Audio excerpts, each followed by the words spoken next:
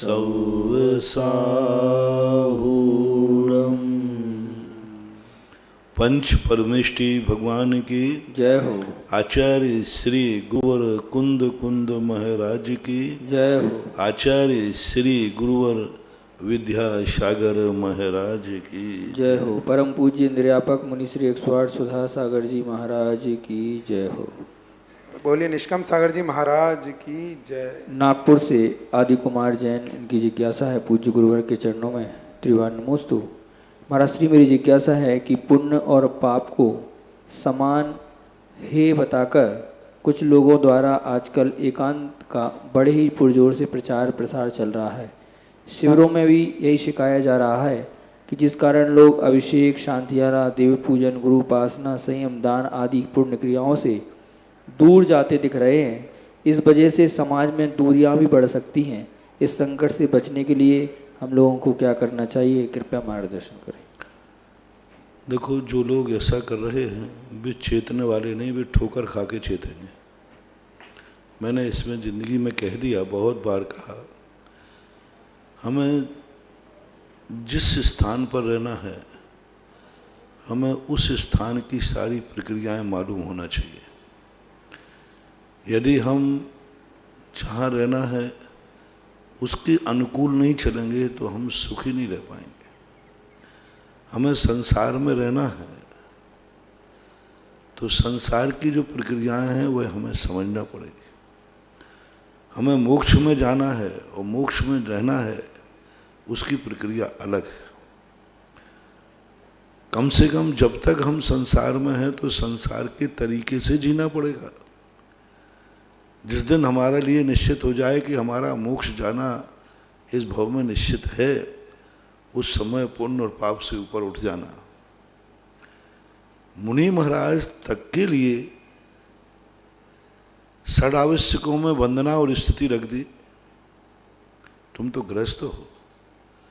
जो मुनिराज किंचित मात्र भी पाप नहीं करते, अशुभ नहीं करते, पंच पापों के त्यागी होते हैं, उसके बावजूद ही उन्हें प्रतिदिन वंदना और स्तुति करना पड़ती है भगवान की। और वंदना और स्तुति के माध्यम से ही पंचम काल के मुनि महाराज चौथे काल में संसार में जी सकेंगे। यदि मोक्ष नहीं मिला तो कहाँ जाओगे तुम? पुण्य तो तुमने किया ही नहीं, पुण्य और पाप तो हे कर दिया, अब कहाँ जाओगे? मोक्ष तो मिलने वाला है नहीं। कम से कम ये तो विचार करो कि जब हमारा लिए मोक्ष जाने का रास्ता नहीं मिलेगा, मोक्ष नहीं मिलेगा, तो संसार में हमें जीना है तो पुण्य चाहिए। पुण्य के बिना हम नहीं जी सकते हैं। कभी कभी औषधि को हम खाना नहीं चाहते लेकिन खाना पड़ता है। कौन खाना चाहते दवाई? तो सम्यक दृष्टि पुण्य को औषधि मानता है, नकारता नहीं है, उपादेय भी नहीं मानता, उपकारी मानता है। औषधि को जैसे एक व्यक्ति उपकारी मानता है, उपादेय नहीं मानता। औषधि खाना उसका लक्ष्य नहीं है, पुण्य कमाना हमारा लक्ष्य नहीं है, लेकिन औषधि है। इसलिए गृहस्थ को तो बिना अपने षड पूजन आवश्यक आदि क्रियाओं के बिना यदि अपनी जिंदगी जी रहे हैं तो ज़्यादा दिन जिंदगी चलने वाली नहीं। पुराना पुण्य है, खर्च हो जाएगा, उसके बाद मरने के लिए भी अच्छी व्यवस्था नहीं हो पाएगी। क्योंकि पुण्य चाहिए बहुत जीवन में। मैं ये नहीं कह रहा हूँ कि पुण्य को उपादेय मानो, पुण्य मेरा लक्ष्य नहीं है, लेकिन पुण्य हमारी औषधि है, दवाई है, जरूरत है। विकलांग व्यक्ति ट्राईसाइकिल चाहता नहीं है लेकिन जरूरी है, विकलांग है। वृद्ध अवस्था में व्यक्ति लाठी लेना पड़ती, लाठी लेना उसका स्वभाव नहीं है, लेना भी नहीं चाहता, लेना भी नहीं चाहता, लेकिन उसको लाठी लेना पड़ती है। नहीं लेगा तो गिर जाएगा और चोट खाएगा।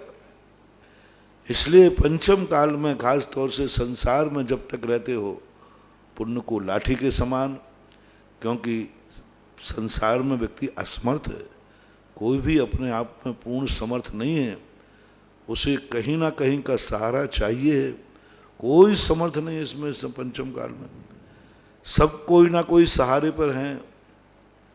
और यहाँ इस संसार में कोई काम नहीं आता महानुभाव, अपना पुण्य ही काम आता है।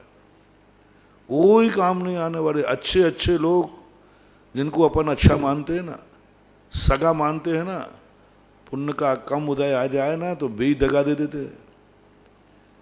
पुण्य के सब बलिहारी संसार में जीना है तो पुण्य, जितना भी अपन आज व्यवहार धर्म कर रहे हैं पुण्य की बदौलत कर रहे हैं।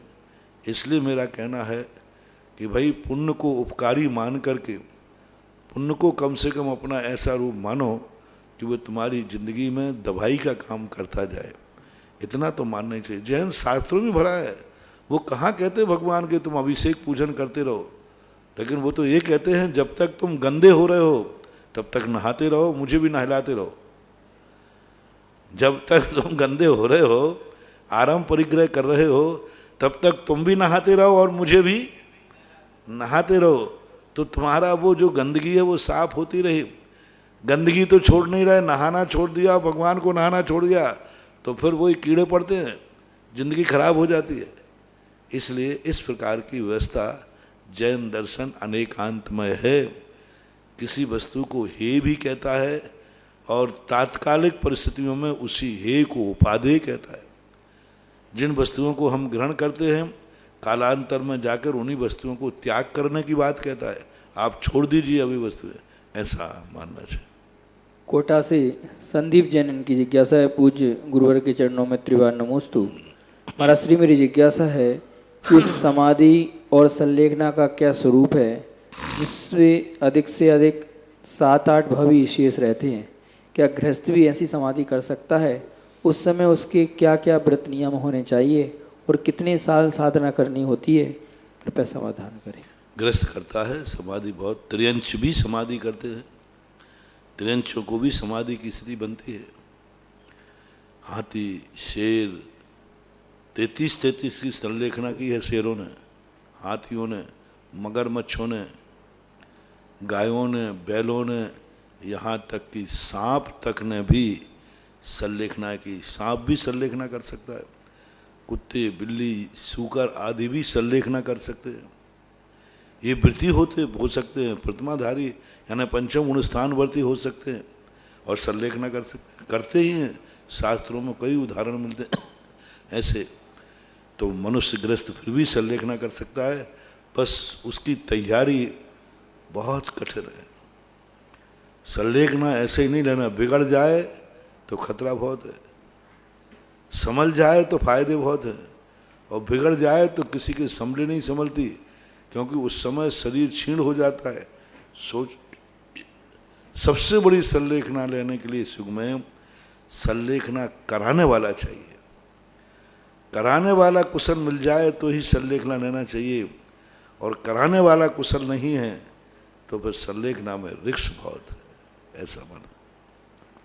कोटा से बीना जैन की जिज्ञासा है, पूज्य गुरुदेव के चरणों में नमोस्तु। महाराज श्री, भक्तामर स्तोत्र विधान में 25वें काव्य के अर्घ में षड दर्शन पारंगताय शब्द आया है। महाराज, षड दर्शन पारंगताय उसमें श्लोक में आया है, तो षड दर्शन पारंगत का अर्थ क्या है? षड दर्शन पारंगत जो दर्शन होते हैं ना, मतांतर, कोई क्षणिकवाद है, कूटस्थवाद है, ईश्वर कर्तृत्ववाद है, नास्तिकवाद है, बुद्ध्यस्तमेव बोधार्चित, कौन सा शब्द है? 25 नंबर के षड दर्शन पारंगत। षड दर्शन पारंगत कहाँ है भक्तों में? मूल श्लोक में तो नहीं है भाई, इसमें मूल श्लोक में षड दर्शन पारंगत कहाँ है? अर्घ में यहाँ तो नहीं लिखा भाई, कहीं लिखा हो तो पता नहीं। बुद्ध्यस्त तुम्हें विबुधार्जित बुद्धि बोधा तुमसे, नहीं इसमें नहीं, कहीं अर्घ में किसी लेखक ने दे दिया हो तो बात अलग।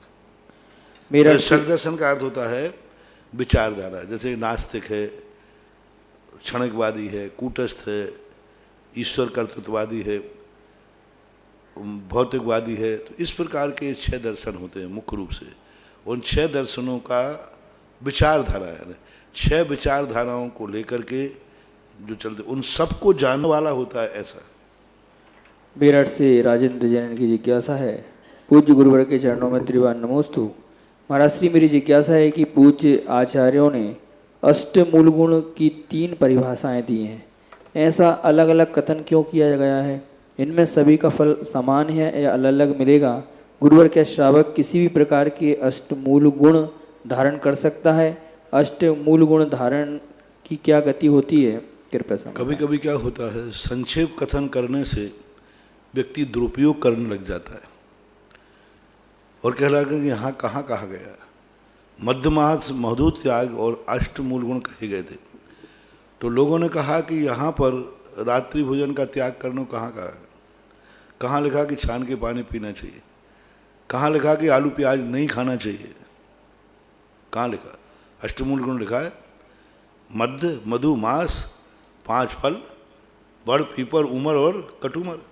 बस ये नहीं खाऊंगा, त्याग कर दिया मैंने। जैन हूँ मैं, और जैनियों में ये 5 फल प्राय खाए नहीं जाते।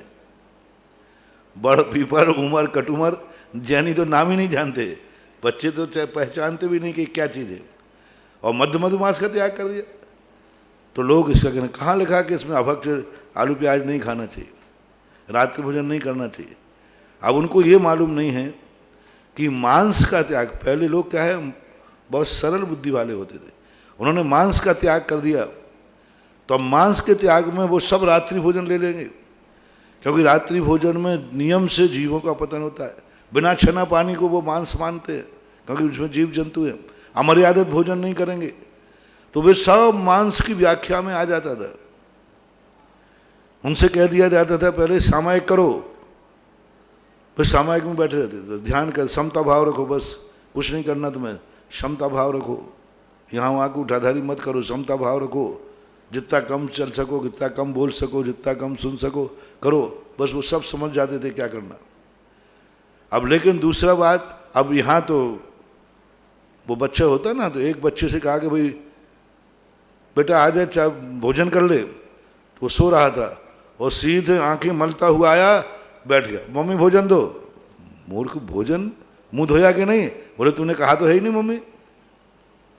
अरे भाई मुंह धोया कि नहीं, हाथ पैर धोए के नहीं दे? बोले तुमने तो कहा ही नहीं, तुमने तो भोजन करने ही कहा। अरे भाई मुझे क्या मालूम तो इतना मूर्खानंद है। भोजन करने का अर्थ है मुंह धोना है, फ्रेश होना है, नहाना है, मंदिर जाना है, मंदिर से लौट के आना है, चौकी लगाना है, थाली रखना है, फिर भोजन किया जाता है। बोले इतनी रामायण आपने सुनाई तो है नहीं, तो मैं कैसे करूं? तो ऐसे ही यहाँ होते लोग, कहते कहाँ लिखा कि इसमें करना। तो फिर उसके बाद उनका विस्तार करना पड़ा कि मध्य मधुमास के साथ पानी को छानना, रात्रि भोजन का त्याग करना, अभक्ष आलू प्याज नहीं खाना, ये फिर विस्तार करना पड़े। फिर समंत मंत्र महाराज ने तो कह दिया अणुव्रत, शाणुव्रत पंचकम, पूरे जितने मुनियों के महाव्रत हैं, एक देश व्रत तुम्हें पालना पड़ेंगे, एक देश व्रत पालना पड़ेगा। संकल्प हिंसा का त्याग करा दिया उसी पहले अणुव्रतों में, मतलब अष्टमूल गुण में त्याग करा दिया। ऐसा झूठ नहीं बोलोगे, यहाँ वहाँ की भड़ा भड़ंत नहीं करोगे, दूसरे के यहाँ के लड़ा दिया वहाँ के लड़ा दिया, ऐसी प्रवृत्ति नहीं करोगे, कठोर वचन नहीं बोलोगे, ये सारे त्याग करा दिए। चोरी नहीं करोगे। अब देखो अष्टमूल में कितना प्रथमाधारी के जो मूल आचरण होता है वो एक अणुव्रत है, अष्टमूल गुण वाले चौथे गुण स्थान वर्ती के लिए करा रहे हैं। तो एक समय के समाज में जब शिथिलाचार बढ़ता है तो उसका विस्तार किया जाता है, ऐसा समझ। दिल्ली से काजल जैन की जिज्ञासा है, पूज्य गुरुदेव के चरणों में त्रिवार नमोस्तु। महाराज श्री, मेरी जिज्ञासा है कि तीर्थंकर भगवान के समावसरण व सामान्य केवली के समावसरण में क्या अंतर होता है, तथा सामान्य केवली के समावसरण में खिरने वाली वाणी की जो बात कही जाती है, तो क्या वो तीर्थंकर भगवान की वाणी के जैसी ही होती है? कृपया समाधान। कोई सामान्य केवलियों का समावसरण होता नहीं, उनकी ध्वनि का विस्तार विशेष होता नहीं, उनके एक सामान्य रूप से दिव्य ध्वनि का बात मिलती है, उसके संबंध में विशेष वर्णन शास्त्रों में नहीं है। तीर्थंकर का ही अलग है। तीर्थंकर और सामान्य केवली में बहुत अंतर होता है। बहिरंग में, अंतरंग के अनंत चतुष्टय में कोई अंतर नहीं। अनंत चतुष्टय दोनों का बराबर है, लेकिन बहिरंग में जो होता है इसमें अंतर होता है। नसीराबाद से अशोक कुमार जैन एडवोकेट, इनकी जिज्ञासा है पूज्य महाराज श्री के चरणों में त्रिवार नमोस्तु। महाराज श्री रविशेण आचार्य जी ने पद्म पुराण में कई के माध्यम से संगीत कला और यंत्र और शस्त्र आदि जैसी अनेक कलाओं का ज्ञान कराया। इसी अभिप्राय से मैंने सीता जी के मनोहर स्वर में रुदन करने के प्रसंग को भी आपके समक्ष रखा था कि कोई ज्ञानवर्धक कला समझकर जिज्ञासा की थी कि जिस तरह 72 कलाएं सीखी जाती हैं, क्या उसी तरह क्या रोने की भी कोई कला होती है? और जिस तरह संगीत की कला सीखते हैं रोने वाली, एक दिन प्रश्न आया था इनका, रोने कला, हाँ, रोने वाली कला है, रोने की कला भी होती है। जिस तरह संगीत की कला सीखते हैं, इस तरह क्या हमें दुख की स्थिति में विलाप करने के तौर तरीके भी सीखने चाहिए? इस दृष्टि से मैं जिज्ञासा की थी। कृपया मतलब हमें दुख के दिनों में स्थिति में विलाप करने के भी तरीके सीखने चाहिए, कैसे विलाप करना चाहिए? बिल्कुल सीखना चाहिए, बहुत। इसको 2 तरीके से लेना चाहिए। आप देखो पिक्चरों में देखो, ऐसे रोते हैं कि बिल्कुल सही में मर रहे हों, और एक भी आंसू मांसू कुछ नहीं आता, वो तो उनका दिखाते हैं। तो कला देखो, आप लोगों को रोने वाला ऐसा लगता है साक्षात रो रहा हो, साक्षात उसको कष्ट हो रहा हो, लेकिन उसको कोई कष्ट नहीं होता, ना खून निकलता ना, लेकिन सब भर जाता है, खून से लथपथ हो जाता है। तो ये कला है, बहुत बड़ी नाटक की कला कहलाती है। यदि ये कला खत्म हो जाए तो नाटक में मजा ही नहीं आएगा, नाटक में मजा ही नहीं आएगा। यदि करुणा रस करना है और नाटक करने वाले को रोने की कला नहीं आती तो मजा नहीं आएगा, वो कला ही नहीं बनेगी। यदि सीता को अपहरण किया और विलाप नहीं करे और सीधी सादी बैठ जाए कि अपन को वैसे ही जा रहा, नाटक तो है ही, तो देखने वालों को मजा नहीं आएगा। मजा तो जब ही आता है। तो कला है, बराबर कला है एक, क्योंकि मनोरंजन के लिए रोने की कला भी चाहिए। और रोने की कला भी बहुत कैकेयी को आती थी, और कोप भवन में किस ढंग से अपना कोप व्यक्त करके राजा को मनाना ये कैकेयी जानती थी। लेकिन ये कला मायावी कला है। कुछ कलाएं ऐसी होती हैं जो मायावी कलाएं कहलाती हैं। इन कलाओं का कोई धार्मिक रूप लिया जाए तो बन सकता है, लेकिन यदि कोई गलत रूप ले लिया, अब आप लोगों के ऊपर जब संकट आते हैं तो उस धार्मिक दृष्टि की कला होती है कि धार्मिक दृष्टि में जब संकट आए तो उसको इस ढंग से अपना दुख, अपना रोदन करना चाहिए जिससे उनके अंतरंग परिणामों का आर्त ध्यान ना हो। आर्त ध्यान रूप नहीं हो, रोना आ रहा है, याद आ रही है, लेकिन सावधानी पूर्वक याद करें जिससे कि आर्त ध्यान परिणत ना हो जाए। कर्मों का बंधन, सम्यक दृष्टि एक कला है। सम्यक दृष्टि रोता भी है, दुख भी उठाता है, लेकिन सावधान रहता है कहीं ऐसा ना हो कि हम रोते रोते इतने मूर्छित हो जाएं कि हमारा सम्यक दर्शन भी नष्ट हो जाए। कहीं हम इतने गम में नहीं चले जाएं कि मंदिर जाना ही भूल जाए। कहीं इतने गम में नहीं चले जाएं कि मैं माला ही फेरना भूल जाऊं, सामायिक करना भूल जाऊं। देखो अब गृहस्थ है, अब गृहस्थ के घर में कोई गमी हो गई, अब वो कला यदि उसको मालूम है तो दुख हो रहा है, लेकिन जैसे ही सामायिक में बैठेगा उसको भूल जाएगा। जिसको कला नहीं आती है उसकी सामायिक बिगड़ जाएगी। सामायिक में वो रोना आएगा, क्योंकि सामने कोई घर में मर गया, अब सामायिक कैसे करे? तो कला है, वो सामायिक कर लेता है, उसी डेड बॉडी को चिंतन कर लेगा, उसी का भेद विज्ञान कर लेगा, उसी के गुण दोषों का चिंतन कर लेगा। देखो ये व्यक्ति ने जीवन में क्या किया, अच्छा बुरा जो कुछ भी किया, कितना अच्छा आदमी था, कितना धर्म करता था, देखो आज कितने ठाठ से उसने कितने बड़े बड़े उन्होंने दान दिए, कितने बड़े सरल परिणामी था, कितना, उसी को चिंतन का विषय बना लेगा। खोटे परिणाम का व्यक्ति था, देखो जिंदगी बर्बाद कर दी पूरा, देखो इतना मनुष्य पर्याय मिला, चला गया, जिंदगी भर बुरे काम किए, बुरे कर्म किए, बस ये चिंतन का विषय बना लेगा। ये कला है, ये कला है, बहुत बड़ी कला है। अब उस समय अपने आप को समेटना, यानी सम्यक दृष्टि दुख मनाता है, पर इतना दुख नहीं मनाता कि उस दुख के कारण उसका धर्म भी छूट जाए। ऐसा ग्राम धुंधरी से ब्रह्मचारी कमलेश जैन इनकी जिज्ञासा है, पूज्य महाराज श्री के चरणों में त्रिवार नमोस्तु। महाराज श्री, मेरी जिज्ञासा है कि हमारे गांव में कुछ मंदिर में कुछ हस्तलिखित शास्त्र लगभग 150 से 200 साल पुराने रखे हुए हैं, जो हम लोगों को समझ में नहीं आ रहे हैं। तो हम लोग चाहते हैं कि हम वो शास्त्र आपके पास भिजवा दें, जिससे उन शास्त्रों का सही उपयोग हो सके।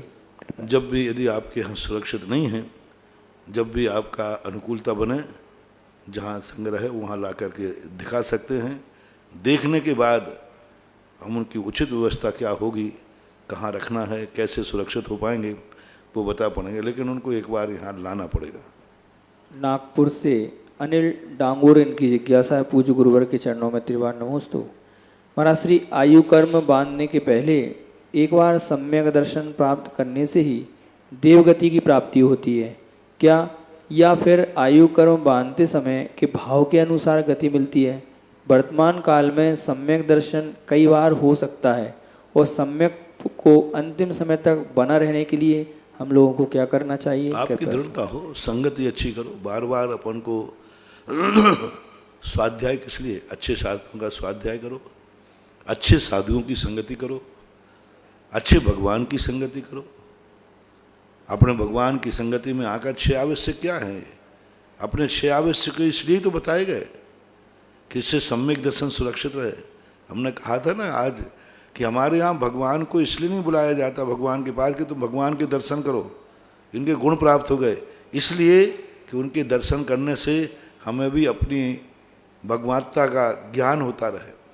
इसलिए 6 आवश्यक, ये 6 आवश्यक सम्यक दर्शन की सुरक्षा के कारण हैं। हमेशा अपने आप को ध्यान रखना चाहिए। अच्छे साधु, अच्छे भगवान की पूजा करो, अच्छे गुरुओं की करो। खोटे गुरु की पूजा करोगे, खोटे गुरु की संगति करोगे, खोटे गुरु की संगति में रहोगे, सम्यक दर्शन नष्ट हो जाएगा। अच्छे गुरु की करो जो तत्व ज्ञानी हो, तत्व की चर्चा करते हो। कभी हमारे लिए तत्व की चर्चा करने का, वो तुम लोग भजन पढ़ते हो ना, सदगुरु मिले तो बाता मैं करा। ऐसे गुरु मिले जिनके सामने बैठ करके तुम तत्व चर्चा करो। मैं तो सदा कहा करता हूँ, गुरुओं के पास कभी संसार की चर्चाएं करके नहीं बैठना चाहिए, समय खराब नहीं करना चाहिए। उनके पास जाओ, कभी उनकी तत्व चर्चा सुनो, स्वयं अपनी तत्व चर्चा लेके जाओ, स्वाध्याय करो। और जब गुरु के पास जाओ तो तुरंत अपनी डायरी लेके जाओ, जो जो संदेह हुए थे उनको पूछो। पहले ऐसे होते थे कि गुरुओं के पास जाते थे, स्वाध्याय करते थे, लिस्ट बना के रखते थे। जब कोई महाराज आ जाते थे, आरिका माता आ जाती थी, तो सब लोग मिलकर के, साहब हम लोग वासना करते हैं, स्वाध्याय करते हैं, हमें ये बातें समझ में नहीं आई। अब आज स्वाध्याय ही नहीं करते, और स्वाध्याय करते नहीं तो बस साधुओं के पास जाते तो हैं, महिला पुरुष सब जाते हैं, लेकिन किसी के पास धर्म की चर्चा करने का कोई विषय है ही नहीं। कम से कम इतना ज्ञान तो कर ही लो कि कभी साधु आए तो उनसे 2 बातें कर सको तत्व की चर्चा की। इसलिए हर व्यक्ति को स्वाध्याय करना चाहिए, और स्वाध्याय पेन कॉपी लेके करना चाहिए। जहाँ समझ में नहीं आए लिखो, जिससे साधु आएंगे उससे साधु को भी कितना बड़ा आनंद आएगा। तुम साधु के पास जाकर तत्व की चर्चा करोगे, उसका सदुपयोग होगा। साधु भी पढ़ेगा कि कोई मेरे से पूछने आ जाएगा तो मैं क्या बताऊंगा। तो देखो तुम तो पढ़े गए, तुम्हारे निमित्त से हम भी पढ़ जाएंगे। और नहीं, तुम लोग नहीं पढ़ोगे तो अपन कहेंगे अरे अपन तो मूर्खों के गुरु हैं, तुम्हें कुछ आता ही नहीं तो मैं क्या पढ़ूं। कई बार विद्यार्थियों को पढ़ाने के लिए भी मास्टर को पढ़ना पड़ता है। जब लोगों को पता चल जाए कि भैया इस गांव में जाओगे तो लोग बड़े स्वाध्यायशील हैं, वहाँ जाते ही आगे प्रश्न पूछेंगे, और प्रश्न पूछेंगे तो जवाब क्या देंगे। इसलिए थोड़ा स्वाध्याय कर लो। इस बहाने से भी साधु स्वाध्याय कर लेते थे। हाँ, पहले लोगों को विद्वान लोग रहते थे ना, तो जिस नगर में विद्वान रहते थे साधु जाते नहीं थे। वहाँ जो पढ़े लिखे साधु नहीं होते थे, अरे भाई उसमें नहीं जाते, वहाँ पंडित जी रहते हैं। बोले क्यों? वो पंडित जी ने प्रश्न कर लिया तो मैं जवाब क्या दूंगा। हाँ, तो इतना ज्ञान तो होना चाहिए। श्रावकों को ऐसा करना चाहिए। अहमदाबाद से सत्येंद्र जैन की जिज्ञासा है, पूज्य महाराज श्री के चरणों में त्रिवार नमोस्तु। महाराज श्री, मेरी जिज्ञासा है कि अभी हाल ही में केरल में एक गर्भवती हथिनी को कुछ असामाजिक तत्वों ने, आगे प्रश्न आया, बहुत बड़ी चीज, बहुत बड़ी दुर्घटना हुई। हथनी के प्रति कैसे लोग हैं, क्या करें, कैसे कहें। हथनी का तो पाप कर्म का उदय था, उसने भी कभी ऐसा किया होगा, लेकिन जिसने किया है वो तैयार हो जाए, उसको तो कैसे मरना पड़ेगा। पूरे भारत की क्या, पूरे विश्व की संवेदना उस हथनी के साथ है। और हर व्यक्ति ने, जिसने भी सुना, हर व्यक्ति ने उस दुष्ट को बद्दुआ दी। सारे विश्व की बद्दुआ के कारण से वैसे ही वो जीवन में सुखी नहीं रह पाए। लेकिन हथनी का देखो, मुझे तो लगता है हाथी का एक स्वभाव होता है, उसको यदि मौत का पता चल जाए तो या तो वो पानी में उतर जाता है या गड्ढे में, क्योंकि उसको मालूम है कि मेरा भारी शरीर में गिरूंगा। नियम है हाथी के मन। जब भी उनको मौत का पता चल जाए तो वो गड्ढा देखते हैं, जहाँ गड्ढा होता है और दीवारें होती हैं, और उस सहारे वो वहाँ खड़ा रह जाते हैं, या फिर पानी में उतरते हैं। अक्सर कर हाथी पानी में उतर करके अपनी अंत करते हैं, क्योंकि उनको मालूम है गिरना है, मरना है। और हाथी को आभास हो गया था मैं बच नहीं सकती, हथनी को, और इसलिए वो 3 दिन तक पानी के अंदर रही। लोगों ने कई कारण उसके लगाए कि पानी के अंदर रहने से उसका जो बम विस्फोट हुआ, जो भी हुआ, तो उसको जानवर कीड़े पड़ जाते और मक्खियां परेशान करती, इसलिए पानी में गई। दूसरी बात कि उसके जीवन का अंत आगे आने के कारण से उसने कुछ ना पानी पिया, ना जल ग्रहण किया, ना भोजन किया। 3 दिन तक पानी में रहते रहते अपने जीवन को शांत कर दिया। गर्भवती, हाँ, ऐसा मानते हैं। महाराज श्री, एक जिज्ञासा है। श्रमण संस्कृति संस्थान सांगानेर से अभिषेक शास्त्री, इनकी जिज्ञासा है, पूज्य गुरुवर्ग के चरणों में त्रिवार नमोस्तु। महाराज श्री, मेरी जिज्ञासा है कि श्वपार्श्वनाथ भगवान के जन्म कल्याण के उपलक्ष्य में वाराणसी में एक कार्यक्रम टीवी पर दिखाया जा रहा था, जिसमें एक भैया जी ने कहा कि सांगानेर संस्थान और टोडरमल स्मारक में कोई अंतर नहीं, दोनों एक ही लक्ष्य को लेकर आगे बढ़ रहे हैं। गुरुदेव, आपसे निवेदन है कि कृपया समाज व उन ब्रह्मचारी भाइयों की ऐसी मिथ्या भ्रांति को कृपया दूर करने की कृपा करें। अब किसने कहा, किस अपेक्षा से कहा, ये बात हमारे लिए विज्ञान में नहीं है। दोनों के उद्देश्य बहुत भिन्न हैं। एक श्रमण संस्कृति के विनाशक हैं। श्रमण संस्कृति आदि संस्थान आर्ष परंपरा का संस्थान है, श्रमण संस्कृति रक्षा का संस्थान है। दोनों में बहुत अंतर है, बहुत अंतर है। इसलिए, और यदि कोई अपेक्षा में कोई बात कही हो तो उसका पता जाए, उसका कौन का नाम है। परम पूज्य आचार्य गुरुदेव श्री विद्यासागर जी महाराज के परम आज्ञानुवर्ती से निर्यापक श्रवण मुनि पुंगव श्री सुधासागर जी महाराज के मुखारविंद से देश विदेश के समस्त भक्तों की जिज्ञासाओं का समाधान करते हैं, और सभी लोग अपनी समस्याओं के समाधान पाकर के संतुष्ट भी हो जाते हैं। इस क्षेत्र पर बहुत सारी योजनाएं चल रही हैं। उनमें एक असीम कालीन भक्तांबर में प्रथम नाम 51,000 रुपए की राशि में मालावत माया जैन, वाइफ ऑफ कनक जैन, वैभव प्रियंका माधुरी हिरण, उनकी ओर से खांदू कॉलोनी निवासी बांसवाड़ा की ओर से उन्होंने यहाँ पर एक असीम कालीन भक्तांबर के लिए नाम दिया है। दूसरा नाम है श्रीमती अंगूरी देवी, श्रीमती मनोरमा, चंद्रप्रकाश, रूबी, राजीव, झलक तने अजमेर निवासी। इन्होंने भी 51,000 में बिजौलिया क्षेत्र के लिए विधान की घोषणा की है। स्वर्ण दान हेतु 11,000 रुपए की राशि बड़े बाबा के उस वेदिका के ऊपर लगाने का सुजानमल जितेंद्र, नवीन पाटनी, चांद जी की खेड़ी 11,000 रुपए की राशि। 5,000 रुपए की राशि श्रीमती राजदुलारी धर्मपत्नी जैन देवेन जैन तिजारा। 5,000 रुपए की राशि श्रीमती ऋतु जैन धर्मपत्नी अजय जी जैन चंद्रनगर सहारनपुर उत्तर प्रदेश। परम पूज्य महाराज श्री, आपके चरणों में हर भक्त का निवेदन है, और हमेशा निवेदन के साथ आपके चरणों में बारंबार ये भावना भाते हैं कि हर व्यक्ति की समस्या का समाधान हो, और ऐसा समाधान आपके मुखारविंद से सुनकर के लोग संतुष्ट भी हो जाते हैं। प्रथम जिज्ञासा है संदीप जैन कोटा। नमोस्तु गुरुवर, आपके आशीर्वाद से सभी तीर्थ क्षेत्र आकाश की ऊंचाइयों को छू रहे हैं। श्री तपोदय बिजौलिया तीर्थ क्षेत्र पर होने जा रही नवीन केवल ज्ञान एवं कमठ उपसर्ग वाली रचना की बात सुनकर मेरा मन अत्यंत आनंदित हो गया। गुरुवर मेरी जिज्ञासा है कि बिजौलिया क्षेत्र पर स्थित 2 शिलालेख एवं उनके कमरों का नवीकरण किया जाना उचित लगता है। पुराने कमरे जर्जर अवस्था में हैं। शिलालेखों में क्या लिखा है ये सभी को समझ नहीं आता है। क्या हम उन लेखों को हिंदी में लिख करके आपने जो व्यक्त की है, हम बहुत पहले उनका चिंतन कर चुके हैं। विगत चतुर्मास में उनको पूर्ण सुरक्षित किया था और वे दोनों शिलालेख पूर्णतः सुरक्षित हैं, पूर्णतः सुरक्षित है। महाराज जी उनका कहना है कि हिंदी में इसको क्रियान्वयन करके लोगों के पढ़ने में आ जाए। 2 प्रश्न किए ना उन्होंने, पहले तो सुरक्षा का प्रश्न किया। तो पहले शिलालेख दोनों पूर्ण सुरक्षित हैं। आपसे पहले जब मैं पहली बार यहाँ आया था, सबसे पहले शिलालेखों को ही सुरक्षित कराया था। बाहर वाले शिलालेख में पानी आता था, पानी टप टप करके गिरता था, तो उसके लिए बहुत संघर्ष करके और उसकी छत पूरी बंद कराई थी। पूर्णतः शिलालेख सुरक्षित हैं, किंचित मात्र भी उनमें कोई कमी नहीं है। रही बात उनके शिलालेखों की, तो उनका शिलालेखों का हिंदी ट्रांसलेशन हो चुका है। भारतीय ज्ञानपीठ से एक शिलालेख नाम की पुस्तक छपी है, उसमें मूल और उसका हिंदी ट्रांसलेशन दोनों छपे हैं।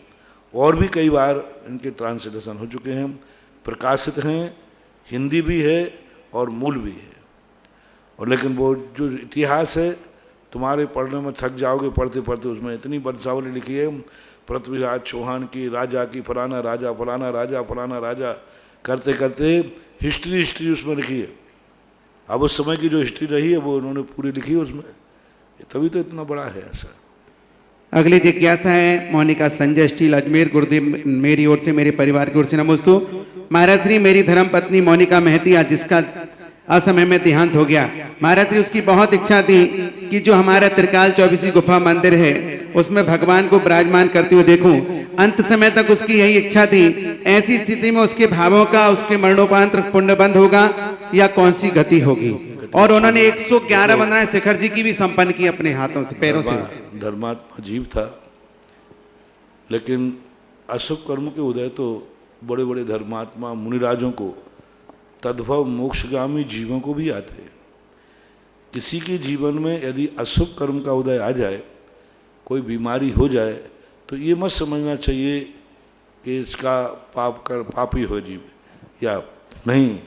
तद्भव मोक्षगामी मुनिराजों को भी ऐसी बीमारियां हो जाती हैं कि जो बहुत भयंकर बीमारियां होती। इसलिए धर्मात्मा जीव था, हमेशा धर्म में रत थे, वंदना की, निरंतर साधु को हार दिया, दान में सबसे आगे रहती थी। गुफा मंदिर के लिए उसका है, अब उनके परिवार का जिम्मे है कि उसकी भावना को पूरी करना ही उसकी आत्मा को शांति प्रदान करना है। सदगति नियम से उसकी हुई, इसमें कोई संदेह नहीं, क्योंकि धार्मिक परिणाम था उसका। क्योंकि पूर्णतः परिचित हैं वर्षों से, शुरू से। अब राजस्थान में तो सभी को जानते, तो पूर्ण कोई विकल्प करने की ज़रूरत नहीं। वो बहुत अच्छी गति में गई, सदगति में गई, क्योंकि उसने कभी कुछ गलत किया ही नहीं, ना जीवन में कोई गलत कार्य किया ही नहीं। खान पान गलत नहीं, विचार गलत नहीं, आचार गलत नहीं। और आचार विचार जिसके अच्छे होते हैं तो ये आता है, शरीर छूटता है, कोई ना कोई बहाना बनाता है, बस ये मानना चाहिए ऐसा। अगली जिज्ञासा है अंशु गोदा। मेरे परम उपकारी परम प्रता गुरुवर के चरणों में अनंतों बार नमोस्तु। गुरुवर 12 वर्षीय पाठ्यक्रम के कोर्स में पद्मनंदी पंचविंशति नामक शास्त्र जी में लब्धि पढ़ रहे हैं। उसमें प्रायोग लब्धि और करण लब्धि के तीनों भेदों को उदाहरण से समझाने की अनुकंपा करें। और लब्धियां सम्यक दृष्टि को ही होती हैं क्या?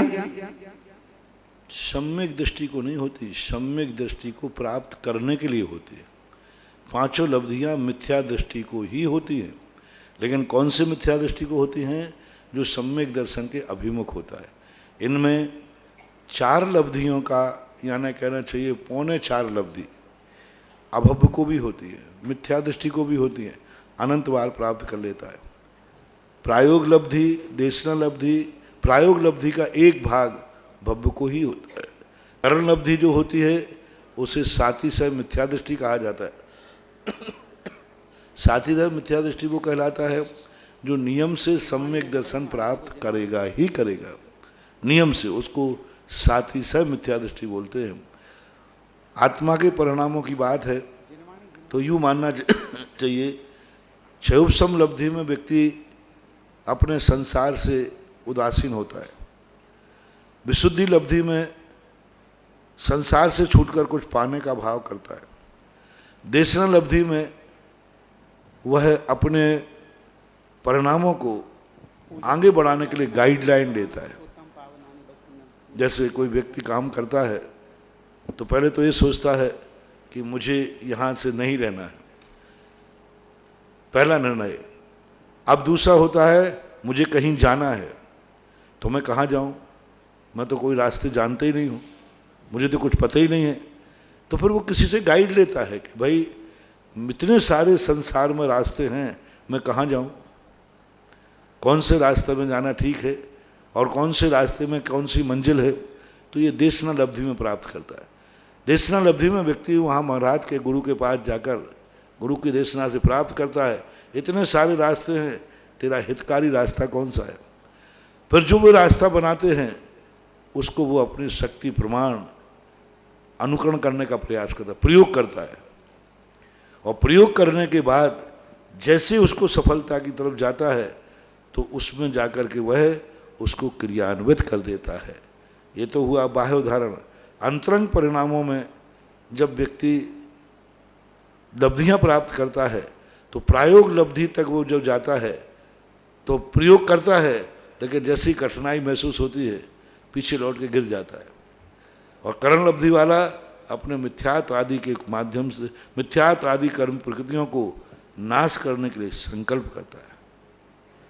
परम पूज्य गुरुदेव के चरणों में संस्थान परिवार की तरफ से बारंबार नमोस्तु महाराज जी। श्री दिगंबर जैन श्रमण संस्कृति संस्थान सांगानेर की प्रबंध कारिणी समिति, जिसमें स्वयं अध्यक्ष डॉक्टर गणेश जी राणा, कार्याध्यक्ष गोदा जी, अधिष्ठाता बैनाला जी, डॉक्टर जय कुमार जी, डॉक्टर शीतल चंद जी, महावीर जी पाड़िया जी, झांझरी जी, राकेश जी, ऋषभ जी, उत्तम जी पाटनी, सुरेश जी कासरीवाल एवं समस्त पदाधिकारी, समस्त संस्थान परिवार आपके श्री चरणों में नमोस्तु करते हुए विनती करना चाहता है कि गुरुवर, आज के 24 वर्ष पूर्व आपके चरण सानिध्य में जिस संस्था का शिलान्यास हुआ था वह संस्था आज आपके आशीर्वाद से एवं प्रेरणा से संपूर्ण भारत में ही नहीं अपितु विश्व में धर्म की प्रभावना कर रही है। जिस समय हम शिलान्यास कर रहे थे गुरुदेव, हमने यह नहीं सोचा था कि इतनी बड़ी उपलब्धि हमें प्राप्त होगी, परंतु वास्तव में आप दूरदृष्टा हैं। आपके तप एवं संयम की शक्ति अनुपम है। हम तो बस आपके चरणों के सेवक हैं महाराज श्री। इस वर्ष संस्थान के 25 वर्ष पूरे होने जा रहे हैं और श्रमण संस्कृति संस्थान रजत जयंती महोत्सव का आयोजन भी करना है। हम सभी का मन है और निवेदन है कि इस वर्ष का पावन वर्षा योग पावन चातुर्मास संस्थान परिसर में संपन्न हो, जिससे आपके चरण सानिध्य में हम आत्म कल्याण के साथ साथ धर्म की महती प्राप्त कर सकें। महाराज जी, इस महामारी के कारण एक और निवेदन है कि ज्यादा भीड़ भाड़ वाला स्थान उपयुक्त नहीं होगा। संस्थान एवं उसके समीपस्थ स्थान चातुर्मास के योग्य स्थान है। हम सभी का निवेदन स्वीकार कर हम पर अनुकंपा करें। इस बार इतने चतुर्मास के निमंत्रण आ रहे हैं, बहुत ज्यादा, सबसे ज्यादा जो देखो वही चतुर्मास का निमंत्रण कर रहा है। यानी इसका सिद्ध तो है कि मेरे चिंतक लोग तो ज्यादा बहुत हैं, शुभ चिंतक। हर व्यक्ति यही सोच रहा है कि ये चतुर्मास के, क्योंकि ये चतुर्मास मैंने एक दिन कहा था ना, सभी साधु संतों के लाखों चतुर्मास कराना ना, और ये लॉकडाउन का चतुर्मास लाखों चतुर्मासों से श्रेष्ठ होगा। क्योंकि हर चतुर्मास तो प्रभावना के लिए होता है। हर चतुर्मास में कोई ना कोई अपने आप में कहीं भी जादू जा सकता है, लेकिन ये तो जीवन दान है, अभय दान का चतुर्मास है। अभय दान का बहुत बड़ा चतुर्मास है। यानी जितने चतुर्मास विगत हैं उनको एक तरफ जिन्होंने भी कराए हों एक तरफ रख लेना। और ये जो लॉकडाउन का चतुर्मास है, ये बहुत, जिसने इस चतुर्मास में या इस ऐसे समय पर साधु की रक्षा कर ली, समझ लेना उसका एक ऐसा जीवन, एक ऐसी अमरता को प्राप्त कर लिया। साधु की इस समय रक्षा करना जरूरी है, क्योंकि दिगंबर जैन साधु एक ऐसी तलवार की धार पर खड़ा हुआ है जिसको यदि थोड़ा भी रिएक्शन होता है तो समाधि है, कोई दूसरा उपाय नहीं है। तुम्हारे लिए समाधि नहीं है, संसार के अन्य साधुओं के समाधि नहीं है। संसार में किसी के साधु की कोरोना हो जाए अस्पताल में भर्ती हो जाएंगे, इंजेक्शन लग जाएंगे, दवाई ले लेंगे, सब कर लेंगे। सब हो सकता है, सब संप्रदायों में छूट है, कहीं किसी को पाबंदी नहीं है। मात्र विश्व का एक दिगंबर जैन संप्रदाय है जिसमें यदि कोई थोड़ा सा भी कुछ होता है तो समाधि के अलावा कोई दूसरा उपाय है ही नहीं, क्योंकि दिगंबर साधु कभी अस्पताल आदि में भर्ती होना और जिस प्रकार की आपकी कोरोना की दवाइयां हैं उन दवाइयों को लेना बहुत बहुत बहुत कठिन रूप बन जाता है।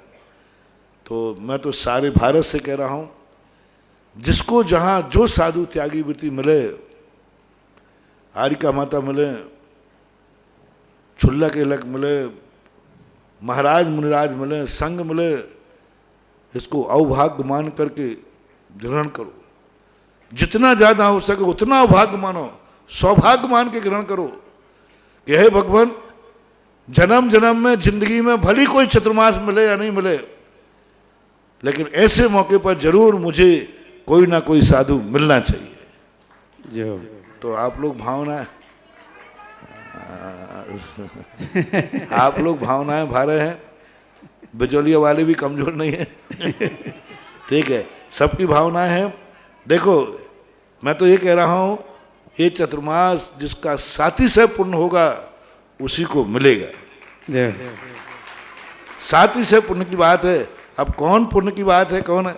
आज चौलेश्वर वाले आए, ब्रह्मचारी भैया को भी ले गए, और चौलेश्वर भी, एक तो चौलेश्वर तो वैसे ही अपने आप में बहुत उम्मीदें लगे हुए हैं। एक ही क्षेत्र राजस्थान में बच रहा है जिस पर मैं कुछ नहीं कर पाया, कुछ परिस्थितियों ने, कुछ ऐसी स्थितियों ने, तो वो क्षेत्र, और उम्मीदें बहुत हैं, श्रद्धा का विषय। एक ही क्षेत्र है जिसका भजन सारे जगत को आता है जी सारे जगत को, मतलब जहां राजस्थानी भाषा नहीं चलती वहां के बाजे वाले भी बाजे वालों को भी एक भजन आता है। तो सबकी भावना तो है ही। अभी हुकम काका, गोपाल वकील वगैरह भी आए थे, चांदखेड़ी के भी नहीं कह रहे थे, चांदखेड़ी में पूरी तैयारी है। कोटा वाले जम्मू आया अध्यक्ष वहाँ का, वो भी कह, सब भावनाएं कर रहे हैं। और अब तो देखो सांगनेर वाले, अब सांगनेर छात्रावास, वो तो इसलिए और करे कि छात्रावास वैसे तो कभी खाली मिलना नहीं है जी। अभी छात्रावास सब बंद है, पूरे छात्रावास बंद है। ठीक है बात। देखो इसके लिए तो बहुत पुण्य की जरूरत होगी। आप पुण्य तुम्हारे लिए बहुत गाढ़ा पुण्य हो और बहुत भारी पुण्य हो तभी संभव है, बाकी तो बहुत, क्योंकि इस समय चतुर्मास, हर साल चतुर्मासों पर कभी साधु इतना नहीं सोचता, मैं तो सोचता ही नहीं हूं, आचार्य से भी इतना ज्यादा नहीं सोचते। इस चतुर्मास में साधु लोगों को भी बहुत सोचना पड़ रहा है, बहुत विचार करना पड़ रहा है, क्योंकि साधु भी, ये जो साधु पद है, ये साधु स्वयं का पद नहीं है, ये जिनेन्द्र देव का पद है। इसकी सुरक्षा करना, ऐसा नहीं कि मैं मुनि हूं तो ये मेरा, इस मुनि पद पर मेरा कोई अधिकार नहीं। ये मुनि भेष, ये मुनि पद साक्षात भगवान महावीर स्वामी का पद है, और इस पद की रक्षा करना भी हर मुनि का कर्तव्य है। स्वयं मुनि को भी अपने इस मुनि पद की रक्षा करना पड़े, क्योंकि ये तुम्हारी पपोती नहीं है, ये भगवान महावीर स्वामी की पपोती है, ये जिनेन्द्र देव की पपोती है, ये जैन धर्म की थाती है।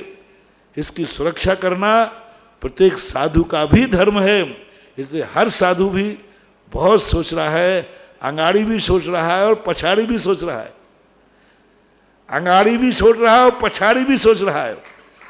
और बिजौलिया में तो पछाड़ी भी सोचना पड़ेगी और अंगाड़ी भी सोचना पड़ेगी, क्योंकि पछाड़ी हो चुका है, अंगाड़ी की अभी अभी संभावना क्या है, क्या पता।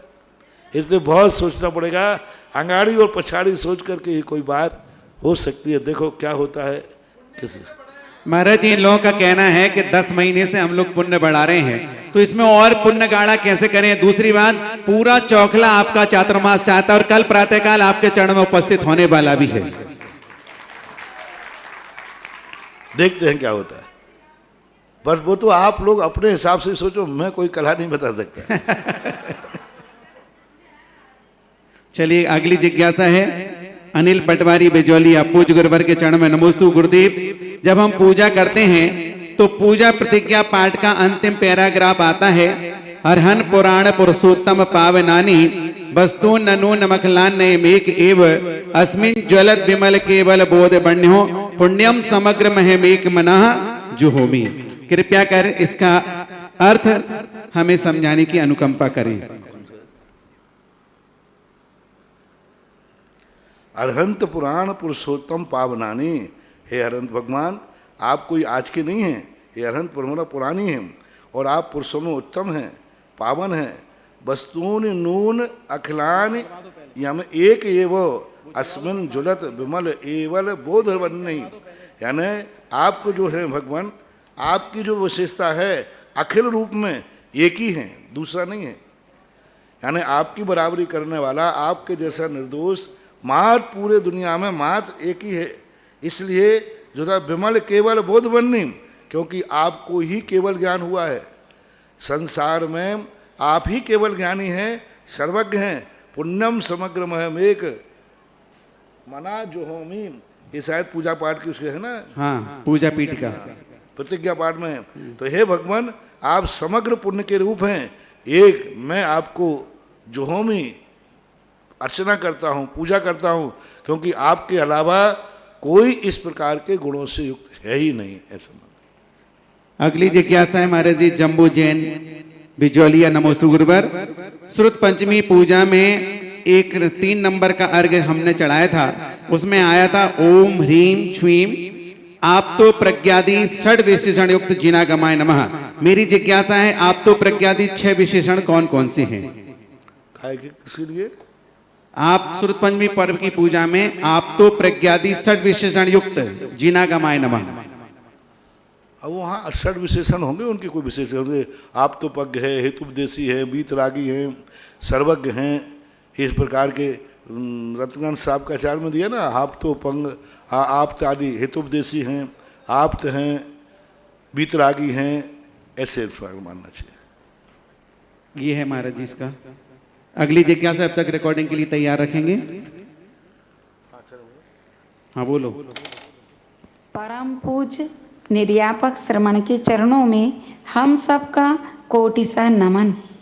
मुनिश्री, एक जिज्ञासा है कि आचार्य उमा स्वामी महाराज ने 9वें अध्याय के 6वें सूत्र में 10 धर्मों की बात कही है, तो सूत्र में उन्होंने धर्म शब्द का प्रयोग किया है।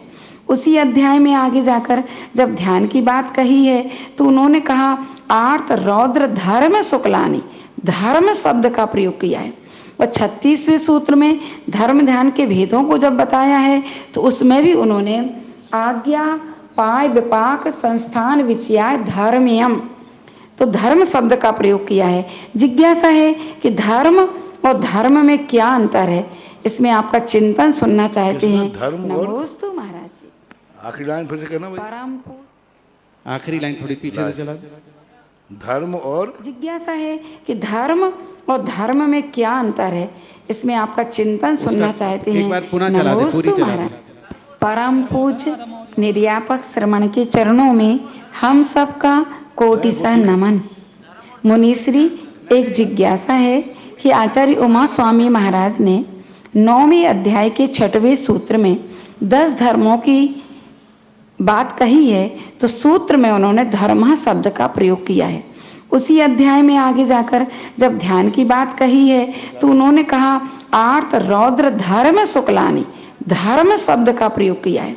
और 36वें सूत्र में धर्म ध्यान के भेदों, उच्चारण में तो अंतर ही समझ में नहीं आ रहा ना। धर्म क्या पूछना चाहते इस श्लोक में तत्वार सूत्र में? तो वो तो ठीक है, उच्चारण में तो कोई अंतर नहीं आ रहा है ना। धर्म है, धर्म पूछ रहा है या धर्म पूछा, क्या है बताओ, निकाल के बताओ। ठीक है, अभी रुको, चलो चलिए अगली जिज्ञासा है। तीनों श्लोक निकाल, क्या पूछा। श्रीमती अनीता जैन हिसार हरियाणा। नमोस्तु महाराज जी। गुरुदेव, मेरी बेटी मोनिका बंसल दिल्ली निवासी 3 दिन पहले कोरोना पॉजिटिव आ गई और आपके मुख से शांति धारा में नाम प्रसारित करवाया।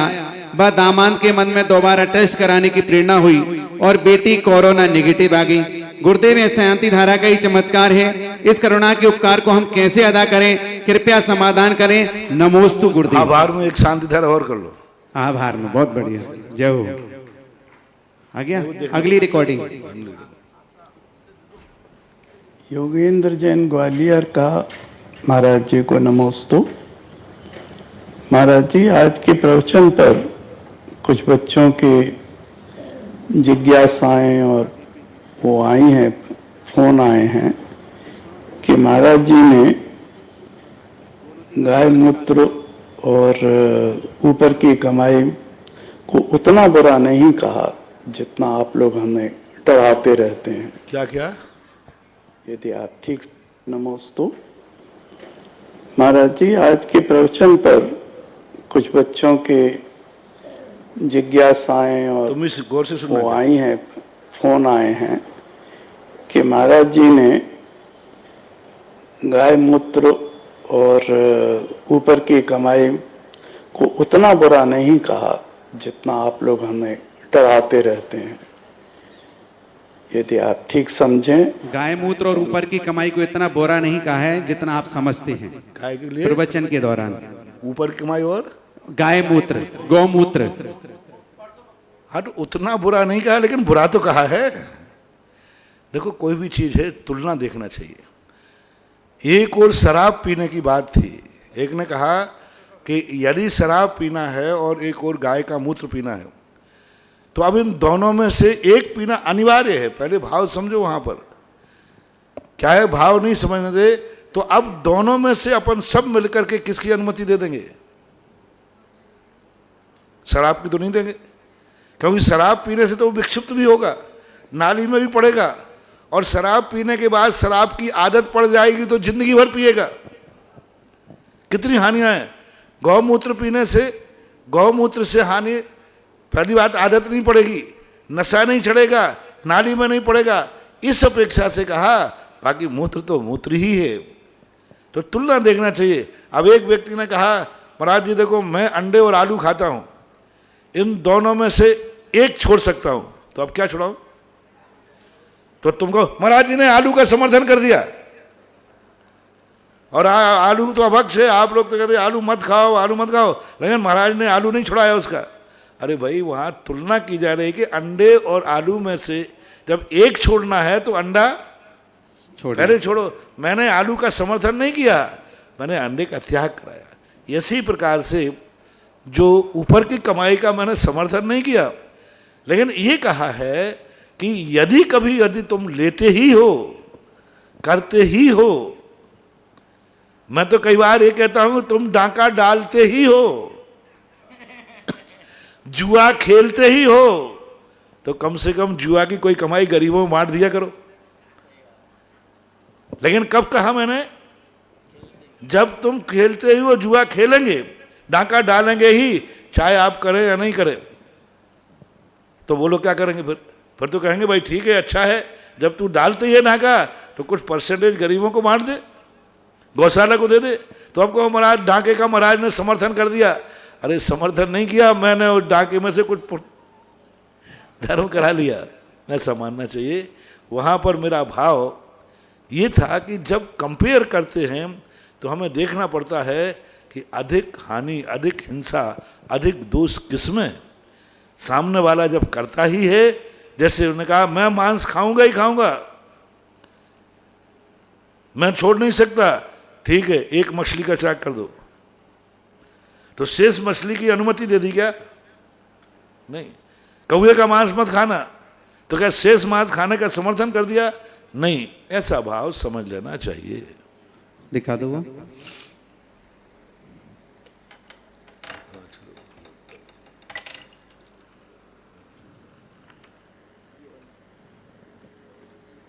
तीन सूत्रों में है वो।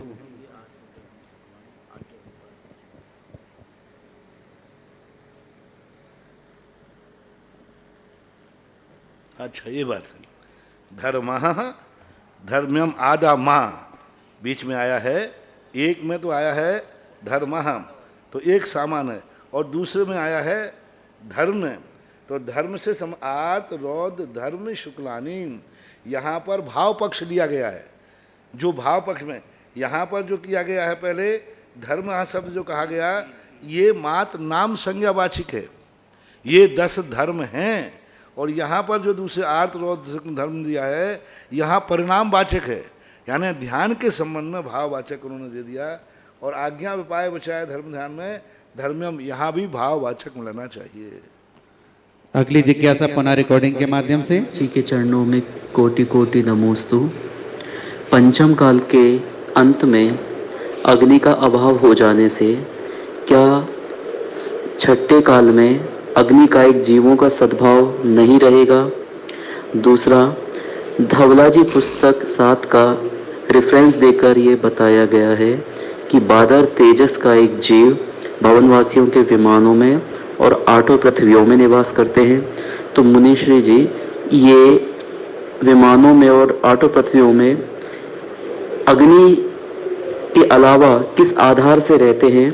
और जो ये इंद्रियों के ग्राह्य नहीं है तो इनके लिए और क्या आधार बनता है अग्नि के अलावा?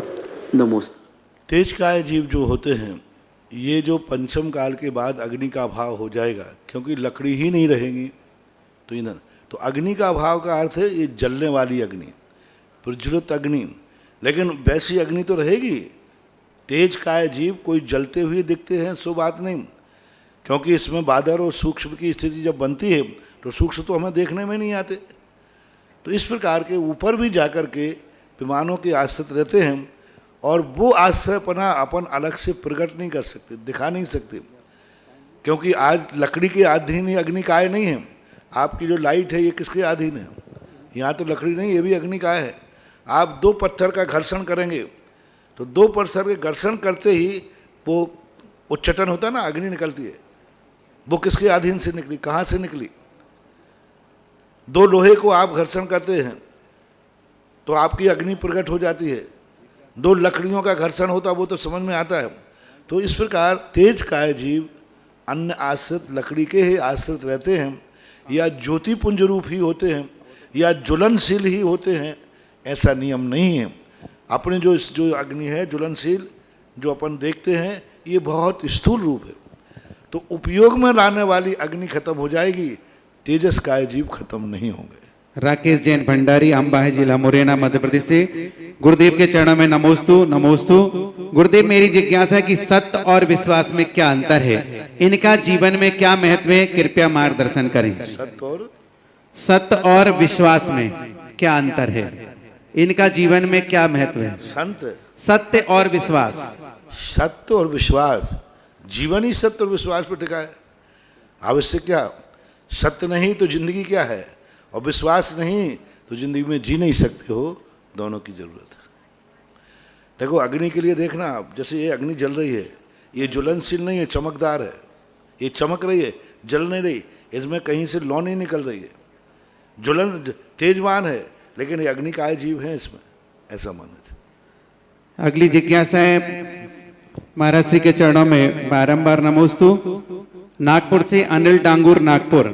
नमोस्तु गुरुदेव, आयु कर्म बांधने के पहले मात्र एक बार सम्यक दर्शन प्राप्त करने से देव गति मिलती है, या फिर आयु कर्म बांधते समय के भावानुसार गति मिलती है? पंचम काल में सम्यक दर्शन बार बार हो सकता है क्या?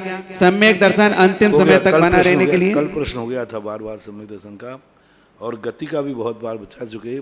परिणामों के अनुसार गति बंद होता है, गति के अनुसार परिणाम नहीं। चले कोटा से नविता जैन, महाराज श्री के चरणों में नमोस्तु।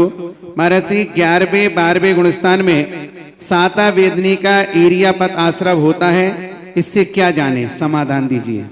जो अपने ज्ञान का विषय नहीं है, केवली भगवान के 11वें गुणस्थान से लेकर केवली भगवान तक जो मन वचन काय की चंचलता है, वो इतनी सूक्ष्म चंचलता है, उसमें कसाय नहीं है। कसाय का भाव होने से मात्र वहाँ पर ईर्यापत आश्रव का बंध होता है, और वो आता है और चलता जाता है। इतना तेज होता है कि अंदर की असाता कर्म उदय में आए तो जो वर्तमान में नया बंध हो रहा है वह ज़्यादा प्रभावकारी होता है। उसको अपन किसी माध्यम से समझना चाहें तो नहीं, पर प्रक्रिया समझ सकते हैं। जैसे चद्दर से पानी गिरता है, रुकता नहीं है, चद्दर को छूता है और पनाल के समान गिर जाता है, इतना ही बता सकते।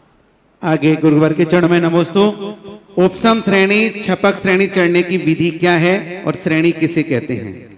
श्रेणी का अर्थ होता है श्रेणी, सीढ़ी, गुणस्थान, स्टेप बाय स्टेप। तो गुणस्थान बाय गुणस्थान को होते हैं। कर्मों को जो दबा के चलता है वो उपसम श्रेणी है। कर्मों को जो क्षय करता हुआ जाता है वो छपक श्रेणी है, ऐसा माना।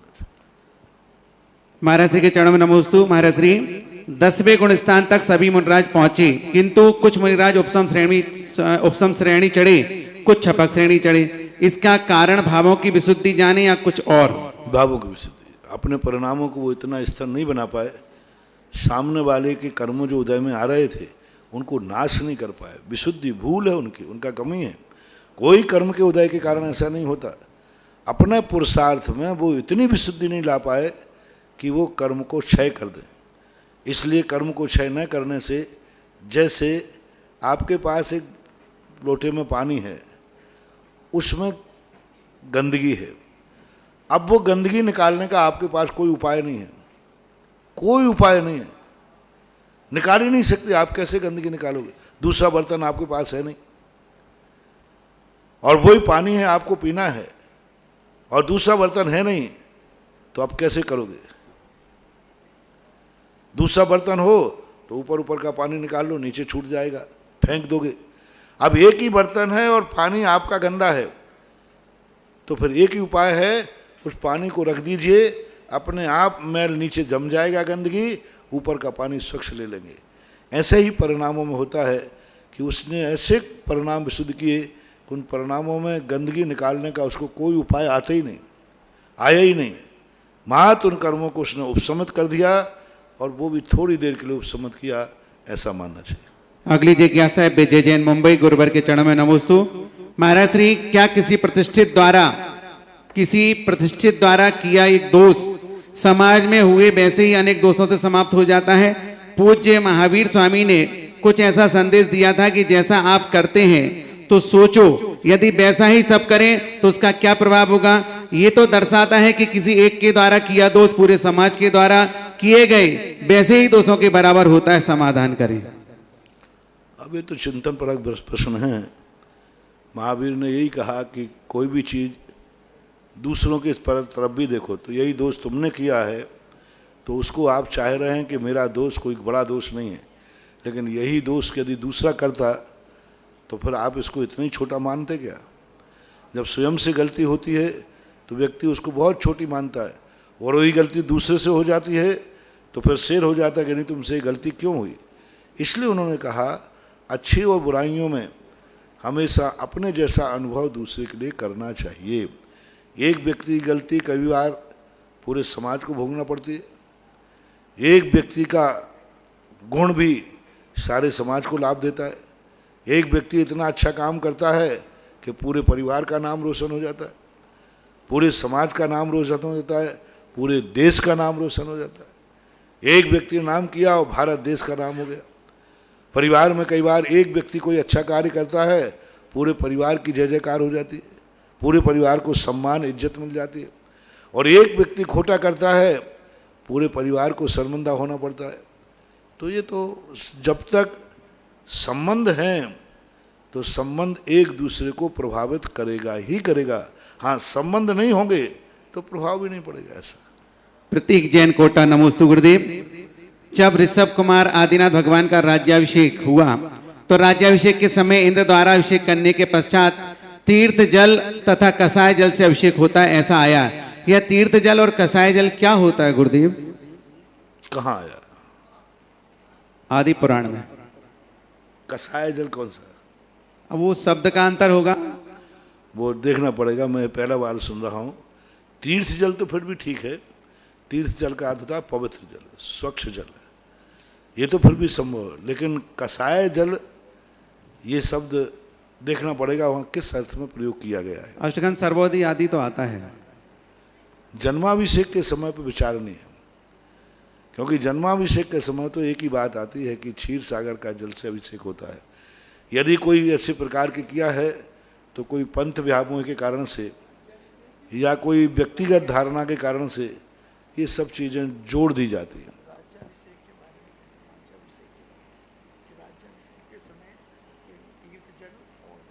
राज्याभिषेक के जन्माभिषेक, राज्याभिषेक के समय। राज्याभिषेक के समय संभव है। राज्याभिषेक अलग चीज है, जन्माभिषेक अलग चीज है, प्रथमाभिषेक अलग चीज है। राज्याभिषेक के समय पर क्षीर सागर का जल नहीं आता कि क्षीर सागर से जल मंगाया जाता है, ऐसा नहीं। तीर्थों से राज्य की एक व्यवस्था अलग होता है। तीर्थ यानी नदियों का जल, तीर्थ यानी पवित्र नदियों का जल मंगाया जाता है उससे, और उसमें औषधि आदि डाल करके अभिषेक किया जाता है। राज्याभिषेक में तो संभव है जी, लेकिन जन्माभिषेक और प्रथमाभिषेक की विधि अलग है। महाराज श्री के चरण में नमोस्तु। महाराज श्री, लिंग और वेद में क्या अंतर है, कृपया समाधान करें। लिंग और वेद, बाह्य वेद को लिंग कहते हैं, अंतरंग वेद को वेद कहते हैं, बस इतना ही अंतर है। लिंग का अर्थ होता है पहचान। अब जैसे मान लीजिए कोई भी चीज का लिंग हो सकता है। ये कागज है, मान लीजिए किताब है, इसका लिंग क्या है? आपने कैसे जाना कि ये किताब है? तो इसने जाना कि इसमें पन्ने हैं, ये सब हैं। तो लिंग का अर्थ कोई अलग से चीज नहीं, वस्तु की पहचान। जिससे वस्तु को पहचाना जाए उसको साहित्य की भाषा में लिंग कहते हैं। मुनिराज का लिंग क्या है? पिछी। पिछी कमंडल से हम जानते हैं महाराज, अकेली नग्नता से नहीं, क्योंकि बिनी कमंडल यदि नहीं है तो नंगा पागल भी हो सकता है कि नहीं? कोई भी व्यक्ति नग्न हो सकता है, वो मुनि की पहचान नहीं है। मुनि की पहचान है नग्नता के साथ पिछी। तो मुनि का लिंग क्या है? पिछी, ये पहचान है। तो इसी प्रकार से बाह्य भेष में कह देते हैं भाई पुरुष लिंग है, तो पुरुष को आप पहचानते, ये स्त्री है, स्त्री को पहचानते हैं, तो उसको कह दे। वेद मूल शब्द अपने यहाँ वेद शब्द आता है, द्रव्य वेद और भाव वेद। द्रव्य वेद को लिंग भी कहते हैं और भाव वेद ही हो पाता है। सुमन जैन सोनीपत। लिंग का अर्थ पद भी होता है। पुजवर कुंद स्वामी ने मोक्ष मार्ग में 3 लिंग कहे गए। पहला लिंग मुनि का, दूसरा लिंग आरिका का, तीसरा लिंग एलक क्षुल्लक का। अब यहां लिंग का अर्थ क्या? भेष। लिंग का अर्थ पद। एलक क्षुल्लक एक पद, आरिका का एक पद, मुनिराज का एक पद, ये 3 को गया। इन 3 पदों से जैन धर्म का मोक्ष मार्ग पहचाना जाता है। यानी मोक्ष मार्ग की पहचान की कि जैन धर्म के मोक्ष मार्ग में कितने लिंग होते हैं जिनसे हम दूर से पहचान जाएं, ये जैनी है, ये जैनी है। लिंग किसे कहते हैं?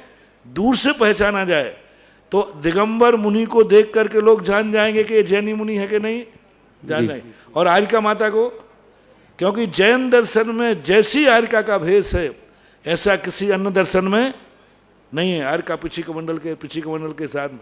इसी प्रकार एलक क्षुल्लक का भेष, जो भेष दिगंबर जैन धर्म में है ऐसा किसी दर्शन में नहीं। क्षुल्लक भेष कौन से दर्शन में है? ऐसा। एलक भेष कौन से दर्शन में है?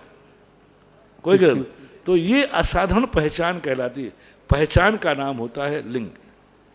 अगली जिज्ञासा है सुमन जैन सोनीपत। गुरुवर के चरण में नमोस्तु। महाराज श्री, प्रमाण के 2 भेद बताए हैं, प्रत्यक्ष और परोक्ष। कृपया इनके अर्थ समझाने की अनुकंपा करें। प्रत्यक्ष का अर्थ जो इंद्रियों की सहायता के बिना डायरेक्ट ज्ञान को जानते हैं वो प्रत्यक्ष ज्ञान है, और जो इंद्रियों का आलम्बन लेकर जानते हैं उसको परोक्ष ज्ञान कहते हैं। जैसे अपन लोग हैं, देखते हैं तो आँखों का आलम्बन लेंगे। अवधज्ञानी हैं, केवली भगवान हैं, वो आँखों का आलम्बन नहीं देंगे, उसके बिना भी जान दे। तो इंद्रिय रहित प्रत्यक्ष ज्ञान, इंद्रिय सहित परोक्ष ज्ञान। महाराज श्री के चरणों में पुनः बारंबार नमस्तु। गुरुदेव तीसरे गुण स्थान में मिश्र मति ज्ञान, मिश्र श्रुत ज्ञान और मिश्र अवधि ज्ञान बताए हैं, तो मिश्र से हम क्या जाने? नहीं बताया, कहीं आपने गलत पढ़ लिया। अवधि ज्ञान मिश्र नहीं होता, क्षयोपशम होता है। मति शुद्ध ज्ञान मिश्र नहीं होता, क्षयोपशम होता है। मिश्र ज्ञान को ही यदि क्षयोपशम कहते हैं तो बात अलग है, क्योंकि शास्त्रों में क्षयोपशम भावों को, क्षयोपशम परिणामों को मिश्र कहा है। तो यदि क्षयोपशम का पर्यायवाची मिश्र मानते हैं तो कोई बाधा नहीं है, लेकिन क्षयोपशम को पर्यायवाची नहीं मानते हैं। सम्यक मिथ्यात्व जैसा मानते हैं कि आधा सम्यक आधा मिथ्या, तो ऐसा ये मिश्र ज्ञान नहीं माना जाएगा। क्षयोपशम की अपेक्षा ठीक है। अब ये मान लें कि सम्यक मिथ्यात्म परिणाम, सम्यक मिथ्यात्व के परिणाम उसके मिश्र रूप हैं, तो वैसा ही मतिशुद्ध ज्ञान होगा, वैसा ही अवध ज्ञान होगा। ये कहीं ऐसा कथन में बहुत व्याख्या करना पड़ेगी, इसको स्पष्ट खोलना पड़ेगा, नहीं तो इस व्याख्या से बहुत बड़ा संदेह भी हो सकता है। अगली जिज्ञासा गुरुवर के चरणों में नमोस्तु महाराज श्री। दर्शन पूर्वक ज्ञान होता है या दर्शन ज्ञान एक साथ होते हैं, उदाहरण से बताने की कृपा करें। दर्शन जो पूर्वक ज्ञान होता है, पहली बात छद्मस्थों के, केवली भगवान के दर्शन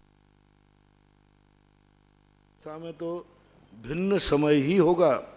दर्शन और ज्ञान दोनों एक समय में हो ही नहीं सकते, लेकिन केवल ज्ञान होने के बाद दोनों एक समय में होते हैं। अरविंद कुमार जैन जयपुर महाराज श्री नमोस्तु गुरुदेव। कदली घात मरण में आयु का बंध कब होता है? तुरंत हो जाता है। कल ही तो प्रश्न आया था, अकाल मरण करेगा तुरंत, कोई जीने वाला नहीं, मरने वाला नहीं।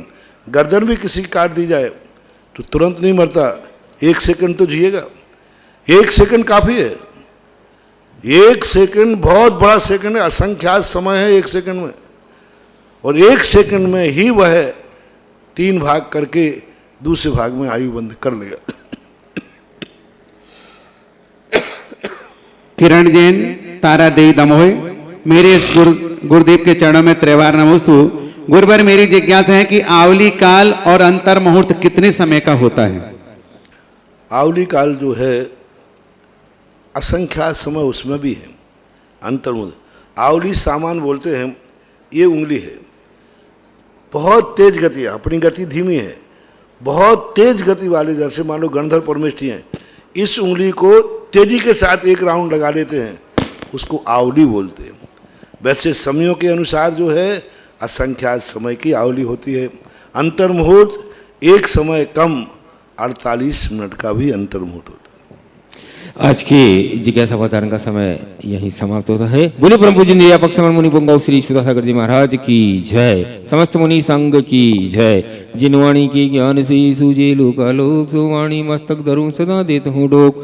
हे जिनवाणी भारती तो ही जपो दिन रेन, जो तेरा शरण आ गया सो पावे सुख चैन। देव भजु हरिहंत को